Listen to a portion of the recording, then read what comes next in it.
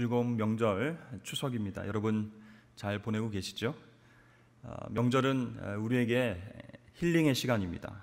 오랜만에 만나는 얼굴들과 더불어서 또 음식도 나누고 또 서로 칭찬과 위로와 또 격려가 넘치는 행복한 시간을 보내게 됩니다. 그런데 그렇게 소중하고 좋은 시간에 크고 작은 사건 사고가 늘 발생해서 우리를 안타깝게 합니다. 음주 교통사고도 있고 또 벌초사고, 이런 안전사고도 있지만 오랜만에 만나서 좋은 시간을 보내는데 사소한 말다툼으로 인해서 이 싸움이 커지고 나중에는 폭행사고로까지 번지는 모습들도 우리가 보게 됩니다. 우리가 매일 만나는 분들이 아니기 때문에, 오랜만에 만난 분들이기 때문에 모든 상황과 또 감정과 이런 부분들을 이해할 수는 없죠. 그렇다면 이 서로의 다름의 문제를 인정하면 좋은데, 대화하다가 교제하다가 네가 틀렸어 이렇게 생각하고 이야기를 하니까 다툼이 커지게 되는 것 같습니다. 특별히 이제 오랜만에 만나서 대화를 하다 보면 대화의 주제가 여러 가지가 될 수 있는데, 세대별 또 우리 지역별 또 이제 관심별 차이가 굉장히 많이 나게 됩니다. 그래서 말이 안 통하는 부분도 있기도 하고, 왜 저 사람 저렇게 생각할까 막 답답한 마음에 또 말다툼이 일어나기도 하죠.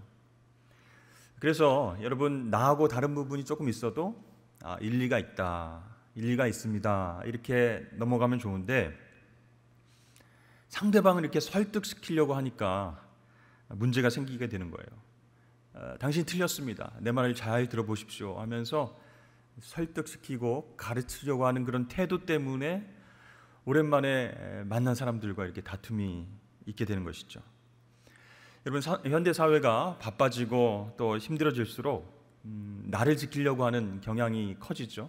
나의 자아가 강해집니다. 그래서 정신없이 살다 보면 주위를 돌아볼 여유도 없이 나를 지키려고 하기 때문에 나를 성찰할 시간도, 주위 사람들을 돌볼 시간도 없게 된다는 것입니다.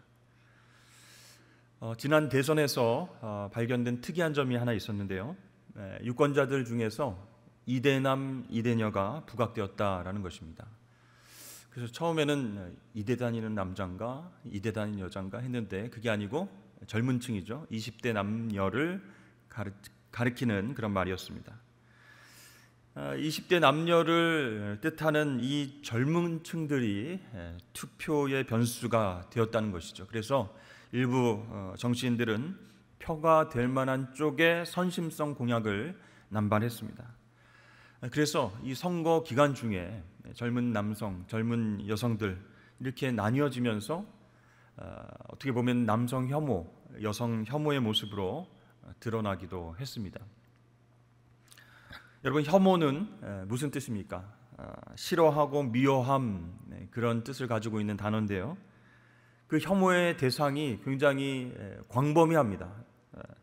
인종에 대해서 싫어하는 사람들이 있고, 성에 대해서, 남성과 여성에 대해서 그런 차별의식을 갖고 있는 사람도 있고, 노인과 아이, 대상이 굉장히 폭넓죠.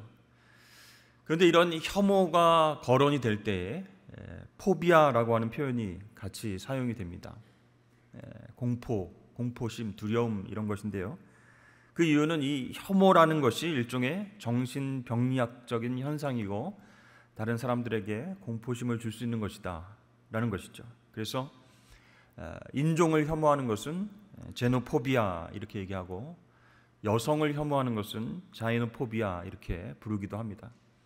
단순히 싫어하고 미워하는 정도가 아니라 두려움과 공포를 줄 정도로 이유 없이 싫어하고 혐오하고 폭력을 가하는 그런 일들이 우리 주변에 일어나고 있다는 것이죠. 여러분, 잘 알고 있는 이 유대인에 대한 혐오가 있습니다. 그것은 600만 명이라고 하는 끔찍한 희생을 가져왔습니다. 그 홀로코스트의 밑바탕에는 유대인 난민 문제가 있었고, 또 이것은 정치와 종교가 얽혀진 아주 복잡한 혐오의 문제였다는 것이죠. 이 유대인들은요, 아주 옛날부터, 그러니까 예루살렘 성전이 파괴되고 흩어지면서부터 포로 이후에 이렇게 디아스포라, 다른 지역에 가서 살게 됐죠. 유럽 등지에 흩어져 살게 되면서 이 유대교라고 하는 종교적 정체성을 지키기 위해서 섞이지 않았습니다. 자신들의 나름대로의 삶을 지켜내기 위해서 율법을 지키면서 자기들의 고유한 생활 패턴을 그대로 유지했죠. 그래서 그 나라 지역의 공동체와 이렇게 융화되지 못했습니다. 그러면서 충돌이 일어나고 그러면서 그것이 차별과 혐오로 이어지는 계기가 되었습니다. 근데요, 시간이 지나면서 나치 독일 안에서도 이 인종주의가 점점 일원화되고 또 이데올로기화 되다 보니까 점점 그 적용 대상은 유대인만 국한되는 것이 아니고 독일 국민 중에서도 정신병을 앓고 있는 사람, 또 유전 질환을 앓고 있는 사람, 장애인들, 이런 환자에게까지 확대가 된 거예요. 그래서 그런 사람들까지 혐오하는 일들이 퍼져나가게 됐습니다. 여러분, 역사 가운데의 이러한 증오와 혐오의 문제는 굉장히 이해가 많이 있습니다. 그런데 근본적으로 경제 환경과 또 사회적 여건에 의해서 또 종교적인 어떤 신념과 가치관에 의해서 더 깊이 있게 충돌하게 되고 더 심각해지는 사회 문제가 된다는 것이죠. 여러분, 우리에게는 이런 혐오의 모습이 있을까요? 없을까요? 가만히 살펴보면 우리 안에도 가족뿐만 아니라 이웃들을 향한, 타인을 향한 어떤 혐오의 모습들이 있습니다. 난민들을 바라볼 때, 또 외국인 노동자들을 바라볼 때, 조선족들, 또 탈북한 사람들, 또 민족적으로 역사적으로 굉장히 힘든 일본 사람들, 중국 사람들, 그냥 그 사람을 알기도 전에 혐오하는 모습들, 증오하는 모습들이 우리 가운데 있을 수 있다는 것이죠. 그러니까 가만히 보면 그런 생각들이 내재되어 있어요. 내가 먹고 살기도 바쁜데 왜 이 사람들까지 신경 써야 하는가? 우리가 나눠 가져야 할 여러 가지 기회들을 저 사람들이 가져가는 것 아닌가? 돈을 벌러 왔으면 열심히 일해야지. 왜 메카를 향해서 일하다 말고 하루에 5번씩 절을 저 사람들은 해야 되는가? 종교적 신념으로 이것도 안 먹고 저것도 안 먹고 어떻게 교제하고 어떻게 우리나라에서 같이 산다는 것인가? 아무리 복음을 전해도 예수 그리스도를 증거해도 저 사람들은 뼛속까지 다른 종교인이기 때문에 변화될 수 없다. 이런 생각들이 있기 때문에 나도 모르게 차별과 혐오의 마음들이 들 수 있다는 것이죠. 여러분, 예수님은 어떻게 하셨습니까? 자신을 죽이려고 하는 그 사람들을 위해서 십자가 위에서 희생하셨습니다. 그리고 하나님의 사랑을 우리 모두에게 전해주셨죠. 우리들은 그 예수님에게서 놀라운 은혜와 생명력을 받은 하나님의 자녀들입니다. 그런 우리가 혐오와 차별의식을 갖고 그 이웃들을 향해서 근거 없는 그런 어떤 이야기들과 또 어떤 상처와 또 그런 혐오의 이야기를 해서 되겠습니까? 가만히 보면 우리 믿는 사람들 안에서도 그런 차별의식이 있어요. 혐오의식이 있다는 겁니다. 어떻게 하면 우리 마음 가운데 잠재된 이런 것들이 없어질 수 있을까? 그냥 인정해주고 기다려주고 또 공감과 사랑을 실천하는 그런 넉넉한 그리스도인이 될 수 있을까? 여러분, 사도행전의 초대교회는요, 놀라운 성령의 역사들로 가득 찬 그런 교회다 할 수 있습니다. 그런데 놀랍게도 그 시대에도요, 인종과 종교와 정치와 문화에 대한 그런 차별과 혐오가 존재했다라는 것입니다. 이 로마가 세상을 지배하던 시기에는요, 이 언어, 헬라어와 또 문화, 헬라 문화를 수용하는 집단, 그리고 그렇지 않은 야만 집단, 이렇게 나뉘어져서 생각되었습니다. 그래서 이 로마 제국은요, 그 나라가 아무리 발달된 문명이라 할지라도 자신들의 언어와 문화를 받아들이지 않으면 야만 족속, 이렇게 생각을 했습니다. 그리고 차별했습니다. 이것은요, 자기들의 문명이 세계 최고라고 하는 어떤 자신감의 표현이기도 했습니다. 그래서 로마 제국의 모든 가치를 받아들이는 그 조건 하에서 다른 민족의 문화와 종교와 생활 양식이 허용되었던 것입니다. 그런데 유대인들은 어떻습니까? 이 유대인들은 혈통적 인종주의를 표방합니다. 아브라함과 이삭과 야곱의 자손, 굉장히 중요하죠. 따라서 이 로마의 가치와 충돌할 수밖에 없어요. 또 그리스도인들은 어떻습니까? 헬레니즘 문화를 거부할 수밖에 없었어요. 로마 황제를 주라고 고백하고 충성해야 되는데 그거 못하겠습니다. 오직 예수 그리스도만 나의 주 되십니다. 이렇게 고백을 해서 핍박을 받게 되었죠. 자, 이렇게 초대교회 그리스도인들에 대한 박해는 두 가지 측면에서 이루어졌기 때문에 더 힘들었어요. 유대교의 혈통적 인종주의, 아무리 저 사람이 복음을 듣고 그리고 회개하고 예수를 믿어도 유대교 혈통주의에 의해서 할례를 해야 된다, 율법을 준수해야 된다, 이렇게 핍박을 했어요.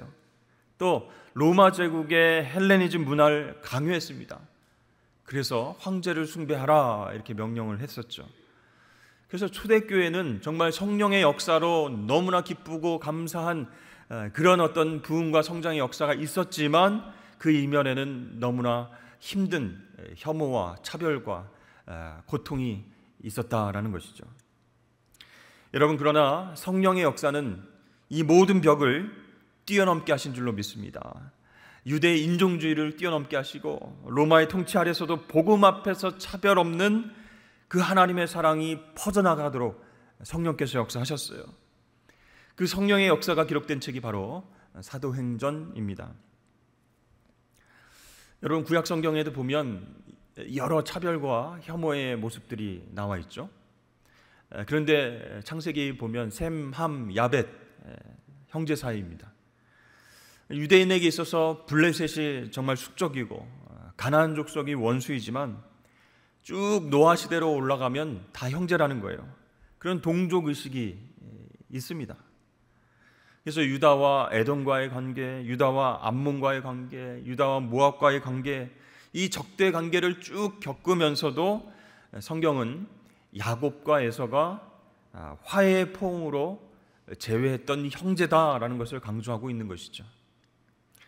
자, 여러분, 이렇게 구약 성경에서 그 역사적으로 봤을 때는 서로를 원수처럼 여기고 싸우고 분열했던 그 역사는 어디에서 끝이 났습니까?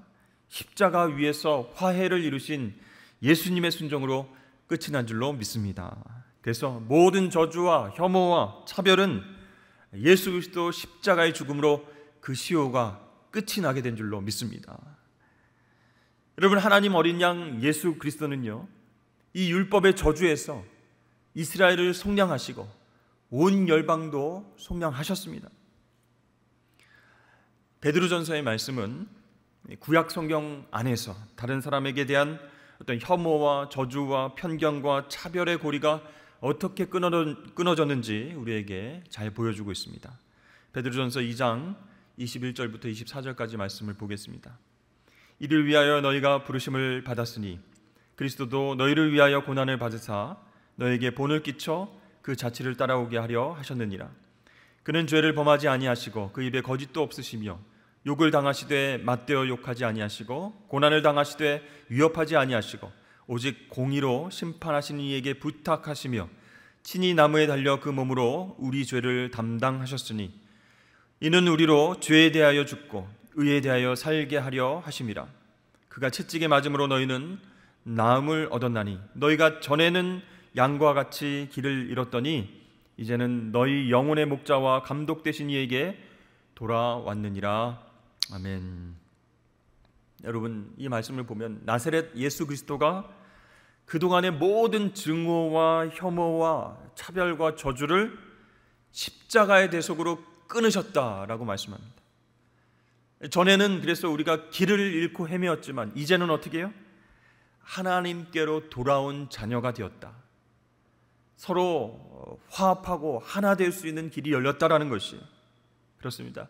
예수님의 죽으심과 부활로 인해서 이스라엘과 온 열방은 저주와 보복과 차별과 혐오에서 해방이 된 줄로 여러분 믿으시길 바랍니다. 인간 사회를 정말로 적대적으로 분열시키는 모든 부정적인 역사가 예수님으로 인해서 끊어지게 된 거예요. 예수님이 율법의 저주를 뒤집어 쓰시고 십자가 위에서 죽으심으로 말미암아 그 시효가 끝이 났어요.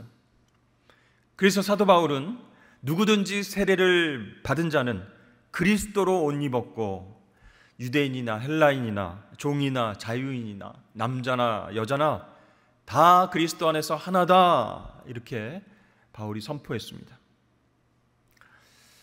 오늘 여러분 본문 말씀을 통해서 이 초대교회 시대, 어수선하고 차별과 혐오가 넘쳐나던 그 시대에 하나님께서 어떻게 이 유대인과 이방인이 화해할 수 있게 하셨는지, 또 어떻게 이방 선교의 문이 열렸는지 함께 말씀을 살펴보기를 원합니다. 이 가이사랴 지역에 로마 주둔군 장교인 고넬료라고 하는 사람이 있었습니다. 그는 평소에 하나님 앞에 기도하면서 어려운 사람들을 도와주는 구제 일을 했다, 이렇게 나와 있습니다. 그러니까 이 사람은 이스라엘에 파견된 군인이죠. 근무하면서 유대인들과 깊은 교제를 나누게 되었습니다. 그리고 그 가르침에 큰 영향을 받았어요. 하나님 말씀, 율법에 영향을 받았죠. 그래서 경건한 모습으로 하나님을 경외하고 기도했습니다. 그것이 구제 활동으로 이제 나타나게 된 것이죠. 자, 하나님께서는 그의 어떤 선행을 보시고 언약의 바깥쪽에 있는 이방인이었지만 구원의 역사를 베푸시고 이방 선교의 문을 여시는 그런 통로로 사용하시기로 결정하셨습니다. 그래서 하나님께서 고넬료에게 환상을 통해서 말씀하십니다. 지금 사람들을 요바로 보내서 무두장이 시몬 집에 있는 베드로, 이 베드로를 너희 집으로 초청하라, 이렇게 말씀하시는 거예요. 고넬료가 깜짝 놀랐죠. 그래서 하인들을 불러서, 또 경건한 사람들을 불러서 자기가 본 환상에 대해서 쭉 얘기를 해주고 그들을 요바에 있는 베드로에게 보내게 됩니다. 자, 이제 하나님께서 베드로를 감동시킬 차례예요. 이 고넬료 사절단이 요바에 있는 베드로에게 가까이 왔을 때 베드로는 지붕에 올라가서 정기적인 기도 시간에 기도를 하고 있었습니다. 그때 베드로가 환상을 보게 됐죠. 여러분 아시는 환상인데요. 하늘로부터 내 귀를 맨 보자기가, 큰 보자기가 내려왔는데 그 안에 뭐가 들어있었냐면 땅에 있는 각종 네 발 달린 짐승, 기는 것들, 공중에 나는 것들, 그런 것들이 가득 있었습니다. 근데 그것을 바라보고 있을 때에 음성이 들렸는데 베드로야 잡아먹어라, 이런 소리가 들립니다. 그때 그것이 하나님의 음성인 줄 알면서도 베드로는 즉각적으로 거부합니다. 그동안 저는 결코 속되고 깨끗하지 못한 부정한 것을 먹지 않았습니다, 이렇게 얘기를 하면서 하나님 말씀에 불순종했죠. 거부했죠. 이것은 부정한 것과 정한 것을 구분하는 레위기 11장의 율법을 이 베드로가 의식하면서 이야기를 한 것입니다. 베드로는요, 내가 살아오면서 한 번도 이 규정을 어긴 일이 없는데 하나님 왜 그러십니까? 하면서 거절하는 거예요. 신구약 중간기의 위경에 따르면 이 부정한 짐승은 이방인을 가리키는 것입니다. 그러니까 이 이방인을 취하라, 그런 뜻이죠. 이방인 선교에 네가 과감하게 뛰어들어야 된다. 그들에게 복음을 전하고 그들을 사랑으로 품어야 된다, 이런 하나님의 명령입니다. 베드로가 거부하자 하늘에서 음성이 다시 들립니다. 하나님께서 깨끗하게 하신 것을 내가 속되다 하지 말지어다.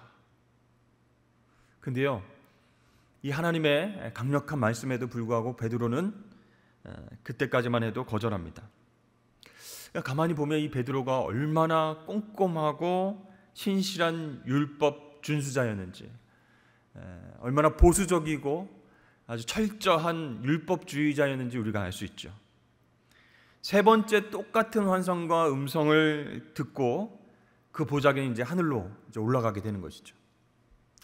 이 베드로의 마음이 심란했습니다. 아니, 하나님께서 왜 이런 환상과 이런 음성을 들려주시는가? 그때 마침 고넬료가 보낸 사람들이 찾아오게 된 거예요. 여러분, 이 절묘한 타이밍에 하나님께서 역사를 하신 것입니다. 베드로가 깊은 고민에 빠져 있을 때 하나님이 보낸 사람들이 베드로에게 도착을 했어요. 그때 성령께서 이렇게 말씀하십니다. 일어나서 내려가 의심하지 말고 그들과 함께 가라. 내가 그들을 보냈다. 이렇게 말씀하십니다. 자, 베드로는요, 고넬료 사람들에게서 충격적인 이야기를 들었습니다. 자기들이 모시는 이 주인이 이방인 백부장이지만 하나님을 경외하고 유대 사람들에게 존경을 받는 사람입니다. 신실한 사람입니다. 근데 그 고넬료가 천사의 지시를 받아서 베드로를 자신의 집으로 초청하게 되었습니다. 이런 사정을 알려준 거예요. 그러니까 본인이 본 환상과 음성이랑 고넬료에게 나타난 환상과 음성이 이제 매치가 되는 거죠. 이건 분명히 하나님의 역사구나. 그래서 그들과 함께 하룻밤 묵고 그 다음 날 이제 가이사랴 고넬료 집으로 출발하게 되었습니다. 이 베드로가 이제 고넬료 집에 도착했어요. 그것을 발견하고 고넬료가 막 뛰어나와서 발 아래 엎드립니다. 고넬료를 베드로가 일으키면서 나도 사람입니다. 이러지 마십시오. 이렇게 맞이하게 되죠. 사실 이 베드로는요, 유대인과 이방인이 이렇게 가까이 교제하는 것, 또 식탁 교제하는 것, 식사하는 것, 그것이 위법이라고 생각했지만 하나님의 음성을 저버릴 수 없었습니다. 하나님께서 깨끗하게 하셨다면 어느 누구도 속되다고 말할 수 없다. 그 말씀 때문에 지금 고넬료를 만나게 되었고 그 집 안으로 들어가게 된 것이에요. 그렇습니다. 하나님께서는 바울과 베드로를 이방 선교의 최전선에 배치하심으로써 이 유대교 안에 수백 년 동안 퇴적되어 온 우리 민족만 하나님께 선택받았다라고 하는 어떤 배타적 선민주의, 그리고 열방 멸시 사상, 그것을 끝장내시려고 역사를 하신 것입니다. 그리고 이방인들이 하나님 나라로 들어오는 놀라운 이방 선교의 시대를 열려고 하나님께서 계획을 하신 것이죠. 그래서 하나님은 베드로에게만 나타난 것이 아니라 신실한 이방인 백부장 고넬료에게도 나타나셔서 이중으로 역사하신 거예요. 네, 베드로를 체크하시고 고넬료를 체크하시고 서로 만나게 해서 하나님의 복음이 차별 없는 복음이다.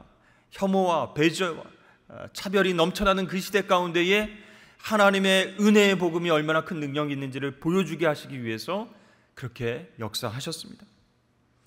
여러분, 이렇게 하나님 구원 역사는요, 준비된 사람의 회심과 대각성을 통해서 일어나게 된다, 활짝 열리게 된다라는 것이에요. 자, 하나님께서 이스라엘을 선택하셔서 언약 백성으로 삼으셨다라고 해서 다른 백성들은 포기하셨다, 방치하셨다라는 것이 아니라는 것이 증명되었죠. 근데 이 유대인들은요, 정말 오랜 시간 동안 배타적인 선민 의식 때문에 다른 민족들과 하나 되지 못했습니다. 그들에게 복음을 증거하지 않았습니다. 성령께서 행하시는 새로운 선교의 역사를 깨닫지 못하고 그렇게 살아왔던 것입니다. 자, 베드로 앞에 고넬료와 가족들이 모두 다 모였습니다. 그 앞에서 베드로가 설교하기 시작했어요. 예수 그리스도의 복음이 무엇인지, 그 복음의 능력이 무엇인지 그들에게 깨닫게 했습니다. 그 전에는요, 이 베드로가 이렇게 이방인의 집에 직접 찾아가서 설교하고 그렇게 복음을 전하게 될 줄은 꿈에도 생각하지 못했습니다. 우리 34절과 35절 함께 읽어보도록 하겠습니다. 시작. 베드로가 입을 열어 말하되 내가 참으로 하나님은 사람의 외모를 보지 아니하시고 각 나라 중 하나님을 경외하며 의를 행하는 사람은 다 받으시는 줄 깨달았도다. 자, 이 베드로는요, 하나님께서 유대인, 이방인 이렇게 외모를 보지 않으시고 겉모습을 보지 않으시고 각 나라 백성 중에 하나님을 경외하고 의를 행하는 사람의 그 마음을 받으신다라는 것을 깨달았다는 것이죠. 여러분, 여기에서 오해하지 말아야 할 것은 이게 어떤 선행으로 인해서 구원받을 수 있다. 종교 다원주의 괜찮은 것 아닌가? 어떤 공로로 구원받는 것 아닌가? 이렇게 오해해서는 안 된다는 것이죠. 인간의 선행과 공로는 하나님의 구원을 받는데 하나의 어떤 필요 조건이 될 수는 있지만 충분 조건이 될 수는 없다라는 것이에요. 구원은 하나님의 절대적인 주권과 은혜에 의해서 이루어지는 것입니다. 그 하나님의 절대 주권, 은혜에 의해서 차별 없는 구원의 역사가 임하게 된다라는 것이에요. 자, 베드로는요, 구약의 모든 예언들, 그 내용이 하나님 아들에 대한 그런 복음의 약속이다. 예언자들의 그 많은 메시지들은 하나님의 아들을 믿는 사람들이 그의 이름을 힘입어서 죄사함을 받는 복음이다, 연결되어 있는 것이다, 이것을 강조하면서 설교를 했습니다. 그래서 그렇게 설교를 했을 때 고넬료와 그 집 사람들에게 성령이 임했어요. 44절에서 46절에 베드로가 이 말을 할 때에 성령이 말씀 듣는 모든 사람에게 내려오시니 베드로와 함께 온 할례받은 신자들이 이방인들에게도 성령 부어주심을 보고 말미암아 놀라니 이는 방언을 말하며 하나님 높임을 들음이러라. 아멘. 여러분, 베드로뿐만 아니라 욥바에서 함께 온 신자들, 고넬료 집으로 함께 온 신자들도 그 모습을 보고 깜짝 놀랐습니다. 유대인이 아닌데, 이방인인데, 할례받지 않은 사람들인데 이 사람에게도 성령이 부어지는구나, 방언을 말하면서 하나님을 높이며 찬양하는구나, 깜짝 놀랐습니다. 여러분, 이렇게 하나님께서는 베드로의 어떤 편견과 오해와 편협한 생각을 깨뜨리시고 이방인 고넬료를 통해서 이방 선교의 문을 활짝 열어주셨습니다. 베드로는요, 이 엄청난 사건을 통해서 여러 가지를 깨달았어요. 예수 그리스도의 복음이 단지 유대인만을 위한 것이 아니었구나, 온 열방을 위한 보편적인 구원의 선물이었구나 라는 것을 깨닫게 되었습니다. 이 그전까지만 해도 베드로는 다른 사도들과 함께 예루살렘 선교에 주력하고 있었습니다. 그러니까 유대인들을 회심시키고 예수 믿게 하는 데에 전력을 다했죠. 왜냐하면 유대인이 하나님의 선택된 민족이기 때문에 이방인들에게는 선교나 복음 전하는 일들을 전혀 생각하지 못했던 것입니다. 그래서 힘든 박해 중에도 베드로와 사도들은 예루살렘을 떠나지 않고 그렇게 사명을 감당하고 있었다는 것이죠. 자, 이런 상황 가운데서 하나님께서 베드로의 영적인 시각을 확 넓혀주셨습니다. 하나님의 복음이 과연 어떤 것인가? 예수 그리스도 십자가의 복음이 과연 어떤 것인가? 그렇죠?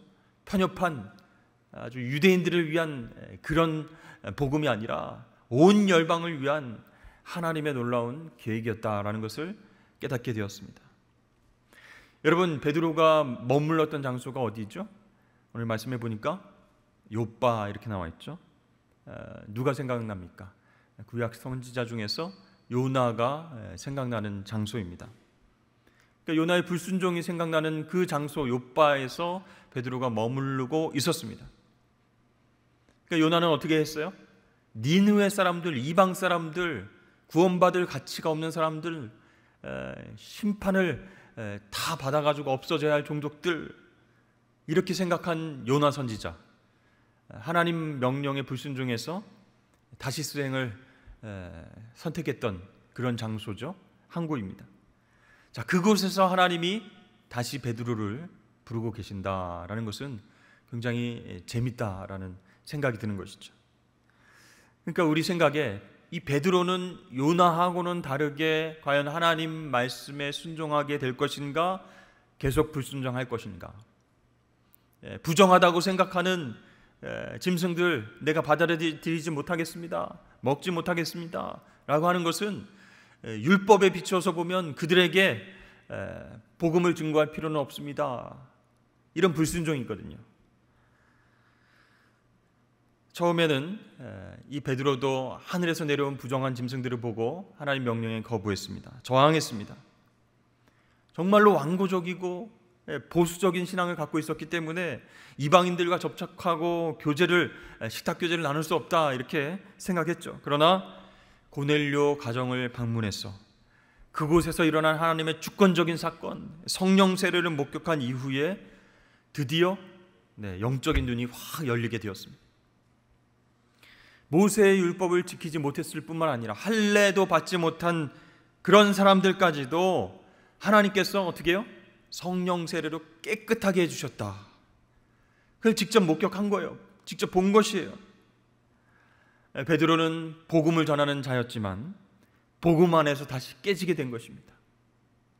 그 안에 편견과 혐오와 저주와 이 단단한 성들이 한꺼번에 무너지게 된 줄로 믿습니다. 사랑하는 성도 여러분, 우리 하나님은 선교의 하나님이십니다. 이방인들 마음속 믿음의 문을 활짝 여시는 그런 하나님이십니다. 다른 문화와 다른 가치관과 편견과 이 모든 것을 깨뜨리시고 복음의 은혜와 사랑의 하나님을 받아들이게끔 역사하시는 분이 바로 우리 하나님이세요. 그렇습니다. 여러분, 하나님은요 성령에 민감하게 반응하는 종들을 통해서 오늘날에도 고넬료와 같은 가정들이 주님께로 돌아오는 역사가 계속되는 줄로 믿습니다. 저도 몇 번 말씀드렸죠. 저희 가정 아버지는 팔남매이신데 아무도 예수님을 알지 못하고 유교 문화 속에서 살아왔습니다. 형제 자매들 중에서 그 누구도 예수 믿고 신앙생활 할 것이다 생각한 적이 한 번도 없었다고 그럽니다. 그러나 성령 하나님께서 한 사람, 저희 어머니를 통해서 복음의 역사를 시작하셨습니다. 견고한 벽들이 깨지기 시작했어요. 한 명 한 명 편견과 오해가 있었습니다. 그러나 반대와 혐오와 이 모든 그 장벽들이 깨지면서 복음 앞에서 눈물을 흘리고 주님의 사랑 앞에서 그렇게 두 손 들고 주님께로 나오는 역사가 있었습니다. 여러분, 다만 가족만 그렇게 성령께서 역사하시는 것이 아니에요. 자기 확신을 가지고 살아가는 사람들, 우상에 매여있는 사람들, 세상에서 성공하면서 큰소리치며 살아가는 사람들, 범죄하며 자기 의를 의존하며 살아가는 사람들, 그 사람들 모두 예수 그리스도 복음이 필요함을 우리가 깨달아야 하겠습니다. 그들에게 복음이 진짜 잘 들어가기만 하면, 예수님을 선물로 받게 되면 놀라운 변화의 역사가 그들 마음 가운데서 시작되게 된다라는 것이에요. 여러분, 하나님께서 베드로와 고넬료를 통해서 이방 선교의 문을 활짝 여셨듯이 우리도 그렇게 쓰임받을 수 있습니다. 베드로와 고넬료처럼 하나님의 도구, 전도와 선교의 도구가 될 수 있다라는 것이죠. 그러므로 사랑하는 성도 여러분, 항상 성령의 역사하심에 민감하게 반응하실 수 있도록 채널을 열어두시길 바랍니다. 항상 기도와 말씀 가운데 거하시길 바랍니다.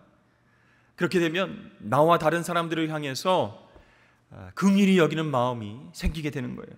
저 사람 왜 저래? 저 사람은 안 될 거야. 복음을 전해도 안 돼. 선을 이미 긋자. 차별하고 혐오하는 마음 대신에 긍휼히 여기는 마음, 사랑으로 섬기고 싶은 마음, 그런 마음을 하나님께서 우리에게 부어주실 줄로 믿습니다. 그래서 우리는 예수님처럼 섬기게 해달라고, 내 자아를 십자가에 못 박고 하나님의 사랑으로 섬기게 해달라고 기도할 때 그런 놀라운 변화의 역사가 일어나게 된다라는 것이죠. 여러분, 하나님이 깨끗하게 하시는데 내가 더럽다고 그렇게 선을 그을 수 없습니다. 미리 판단할 수 없습니다. 하나님께서 깨끗하게 하시면 하나님께서 역사하신다. 그렇게 회개시키셔서 깨끗하게 하셔서 쓰신다. 그런 생각으로 나아가면 벽이 무너지게 되는 것입니다. 그동안 쌓아왔던 견고한 벽들, 특별히 사람들을 향한 어떤 혐오의 벽, 증오의 벽들이 우리 마음 가운데서 무너지고 온전한 예수님의 사랑을 전하게 될 줄로 믿습니다. 여러분, 그렇게 저와 여러분들이 하나님의 선교와 전도의 도구로 쓰임 받는 귀한 명절 되길 주의 이름으로 축복합니다.